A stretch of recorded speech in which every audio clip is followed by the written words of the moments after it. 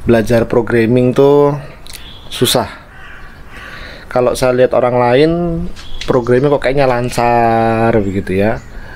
Terus jago di bahasa macam-macam, mau bahasa Python, bahasa R, bahasa C, JavaScript dan macam-macam ya. Tapi ketika saya sendiri mencoba menyelesaikan sebuah masalah dengan cara programming, otak saya kok stuck gitu ya. Dan ketika nyoba ngetik itu kok susah. Kenapa gitu?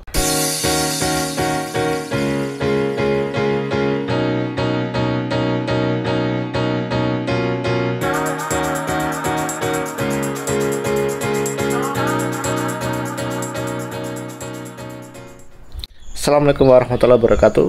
Nah, barangkali teman-teman merasakan masalah yang tadi saya sampaikan ya. Jadi merasa bahwa programming itu susah ya. Ketika kita mencoba sendiri programming untuk menyelesaikan sebuah masalah, kok sulit banget gitu ya. Bingung mau ngetik apa tuh bingung ya. Nah, bagi teman-teman yang merasakan hal seperti itu, maka teman-teman tidak sendiri. Ada banyak orang lain di luar sana yang juga merasakan, termasuk saya juga pernah merasakan hal demikian.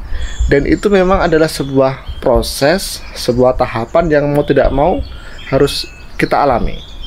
Jadi kalau teman-teman merasakan hal-hal tadi, itu adalah step yang memang sudah seharusnya teman-teman lalui untuk menjadi seorang programmer handal. Dan hal ini untuk menjadi seorang AI maupun data scientist yang handal. Dan belajar programming itu memang tidak semudah hafalan, tidak semudah mempelajari pelajaran-pelajaran yang sifatnya bukan teknikal ya. Saya mau cerita dikit tentang pengalaman saya dulu ketika SMA ya. Saya kan teman-teman juga pernah belajar perbedaan antara mata pelajaran yang bersifat teknikal, hitung-hitungan, dan mata pelajaran yang bersifat hafalan, seperti misalnya ilmu sosial ya, biologi, PMP, atau sekarang mungkin PPKN ya, sejenisnya ya. Jadi kalau teman-teman perhatikan ya, kalau kita menghafal sebuah rumus matematika atau rumus fisika misalnya, kita udah hafal nih ya, ceritanya kita udah berkali-kali ngapalin rumusnya, tapi ketika ujian dihadapkan dengan soal matematika, itu kita gelagapan, bingung, ini harus gimana ini ya. Ya itu memang sama, mirip sekali dengan programming. Jadi programming itu mirip sekali dengan kasus-kasus mata pelajaran yang bersifat teknikal, fisika, kimia ya, rumus-rumus kimia, matematika ya, dimana untuk menjadi mahir, maka mau tidak mau kita harus praktek, kita harus melatih diri kita. Jadi setelah kita misalnya tahu rumusnya, kita nyoba sendiri pakai tangan kita ya, walaupun mungkin itu kan kelihatannya simpel gitu, tapi cobalah mengetik dengan tangan kita sendiri, rasakan feelingnya, dan ibaratnya lalui semua proses itu. Jadi biarkan otot-otot tangan kita merasakan melakukan programming ya.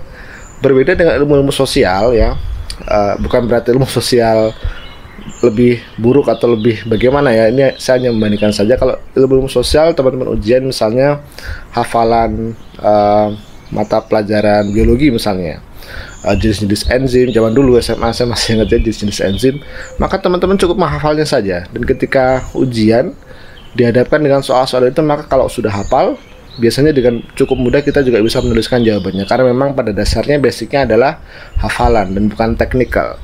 Tapi untuk programming ya, jangan pernah mencoba-coba untuk menghafal.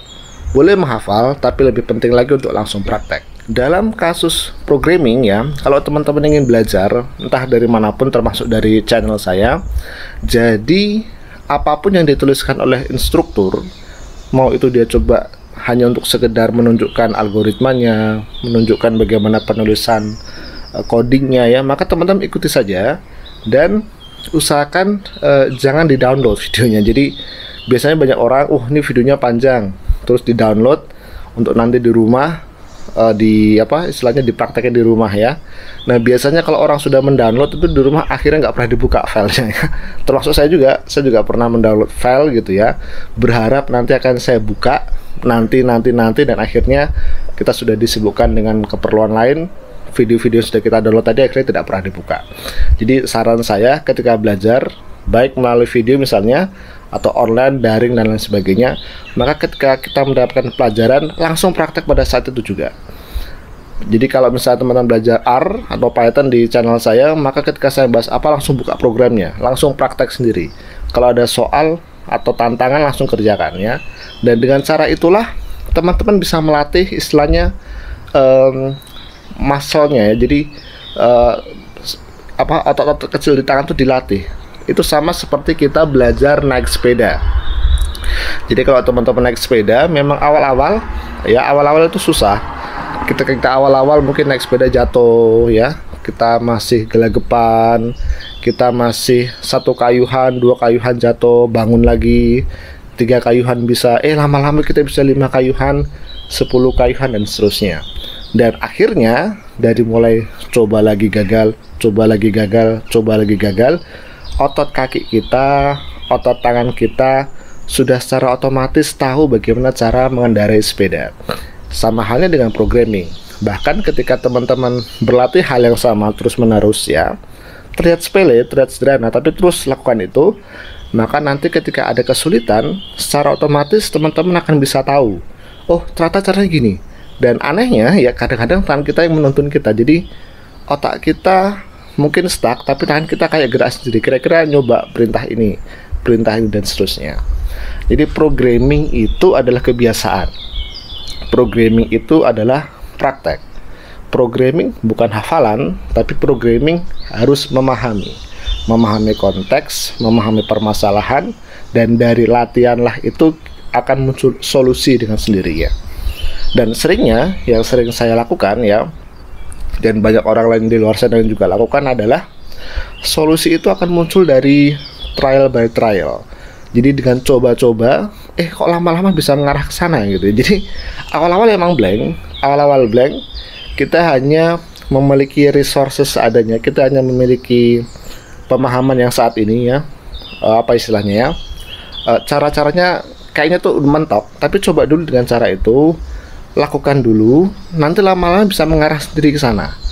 Jadi bukan berarti programming dari awal kita harus langsung tahu solusinya, itu lebih bagus kalau langsung tahu solusinya. Tapi dalam kondisi kita stuck, coba dulu step by step, nanti lama-lama juga akan ke sana dan otak kita akan mencari ini kayaknya yang kurang di sini, Dari situ nanti kita mungkin mulai browsing, dari browsing itu kita dapat clue-nya, petunjuk-petunjuknya ya, dari pecahan-pecahan puzzle. Lama-lama kalau disusun menjadi sebuah solusi puzzle yang besar. Nah, itulah memang biasanya yang dilalui semua orang. Dan teman-teman jangan khawatir kalau misalnya menghadapi seperti itu, maka teman-teman memang sudah berada di jalur yang tepat. Teman-teman sudah berada di on track istilahnya ya. Jadi jangan bersedih hati kalau teman-teman merasa bingung belajar programming seperti naik sepeda, awal-awal sulit. Biasakanlah dengan kesulitan-kesulitan itu, bingung bangkit lagi, gagal bangkit lagi, coba terus, praktek yang paling penting, dan nanti suatu saat teman-teman akan menjadi mahir secara otomatis, menjadi seorang programmer handal, menjadi seorang AI engineer, data scientist handal, maupun menjadi seorang ahli di bidang analisis data ya. Itu tadi tips dan trik dari saya tentang seputar programming. Semoga bermanfaat. Jika bermanfaat silahkan klik like dan subscribe-nya, jangan lupa komen. Sampai jumpa lagi di episode edukatif selanjutnya. Assalamualaikum warahmatullahi wabarakatuh.